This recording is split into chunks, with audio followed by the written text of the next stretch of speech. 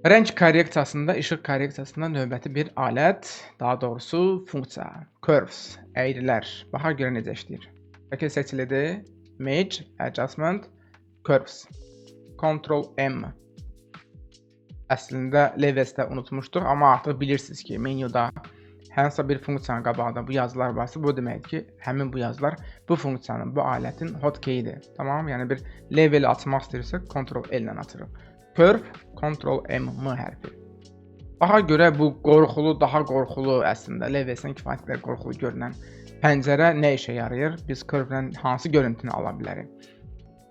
Əslində buradakı çoxlu detal lazımdır kimə? Fotoqraflara. Bizə isə bunu daha sadə şəkildə tətbiq etmək lazımdır. Ona görə gündəlik iş prosesimizdə nələri tətbiq eləyəcəksə, eləyə biləriksə daha doğrusu, elə onu da göstərək. O bizə artılamasından kifayət eləyəcək. Yenə də həmin o Levels'də gördüyümüz şkalanı, histogrammanı biz burada da görürük. Termin olaraq da yadda saxlamaq istəyirsinizsə, söhbət bundan gedir. Yəni rəng şkalası. Ctrl M, curve açıldı. Eyni histogrammanı biz Levels'də də görə bilərik. Sadəcə curve-də biraz daha eynidir o həmin hissə.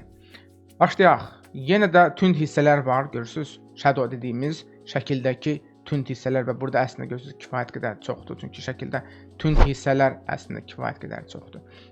Mid-ton və açıq hissələr isə aşağı-yuxarı təxminən eyni səviyyədə paylaşılıb, bölüşülüb.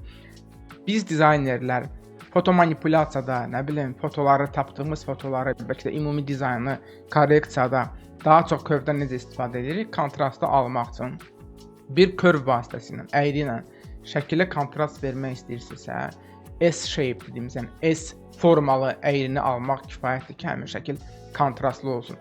Düz xətti götürək, istənilən bir yerdə tıklayıb yuxarı doğru qaldırırıq. Yəni işıqlı hissələr, görürsüz, ağ markerin altında olan hissələr daha işıqlı oldu. Niyə? Baxın, çünki burada da işıqlıdır yuxarı doğru. Yəni işıqlı nöqtələri götürdük, daha işıqlı elədik.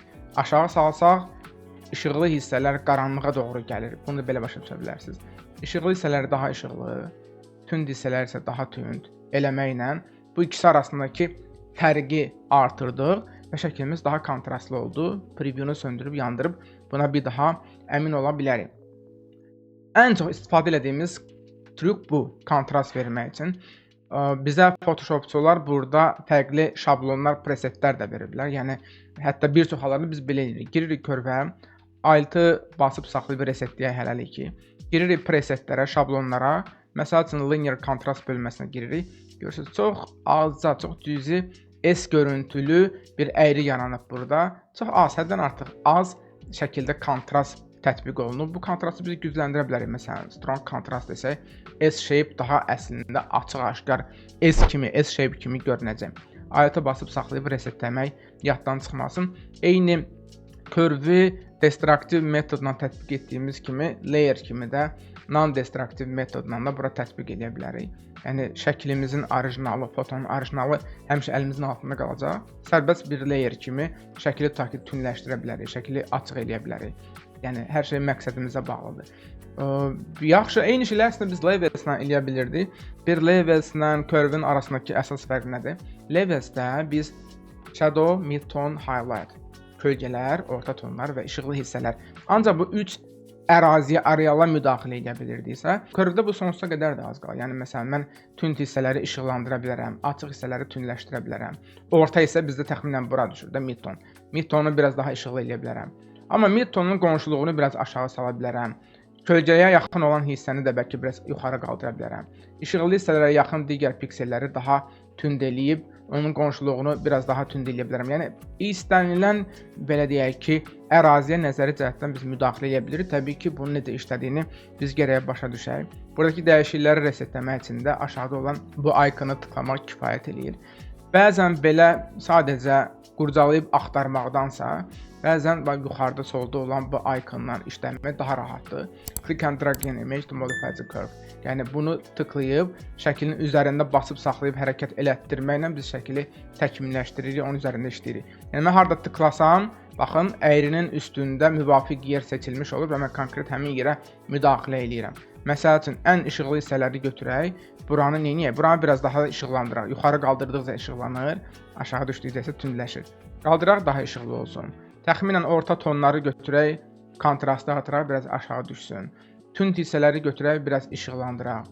Nə bilim, hansı hissəyə aid olduğunu bilmədiyimiz piksellərin üzərində gəzdirib də körvdə onun harada, hansı mövqedə olduğunu görə bilərik. Məsələn, bu hissəni götürək, biraz işıqlandıraq. Çox belə kəskin dəyişiklik eləmək tövsiyə olunmur, çünki şəkil tamamilə korlanacaq və arzu olunmaz bir görüntü alacaq.